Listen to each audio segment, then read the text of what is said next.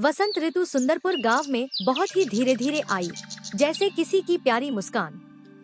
ठंडी हवाएं चली गई थी और गर्म धूप हरे भरे खेतों, खिले हुए फूलों और ऊंचे आम के पेड़ों पर फैल गई थी। पक्षी खुशी खुशी चहचहा रहे थे और तितलियां रंग बिरंगे फूलों के ऊपर उड़ रही थी। 8 साल का आरव, जो गांव में रहता था, वसंत ऋतु को सबसे ज्यादा पसंद करता था। हर सुबह वह नंगे पांव खेतों में दौड़ता, फूलों की खुशबू लेता और किसानों को काम करते देखता। उसके घर के पास एक खाली जमीन थी जो उसे बहुत पसंद थी। एक दिन उसने अपनी दादी को पौधों में पानी डालते देखा और उसके मन में एक विचार आया। दादी, आरव ने उत्साह से कहा, क्या मैं यहाँ अपना छोटा सा बगीचा बना सकता हूँ? दादी मुस्कुराई और बोली, जरूर बेटा, लेकिन याद रखना, पौधों को धैर्य और प्यार चाहिए। आरव ने जमीन साफ की, पत्थर हटाए और बीज बोए, सूरजमुखी, गेंदा, पालक और मटर। उसके दोस्त हंसने लगे। पौधों में समय क्यों बर्बाद कर रहे हो? उन्होंने कहा। तालाब के पास खेलने चलो। लेकिन आरव नहीं रुका।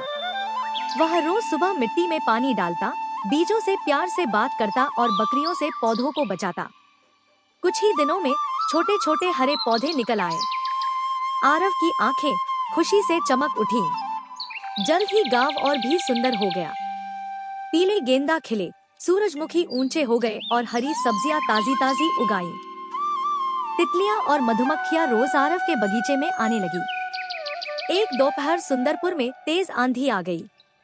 कई खेतों की फसल खराब हो गई। गांव वाले बहुत चिंतित हो गए। आरव अपने बगीचे में गया।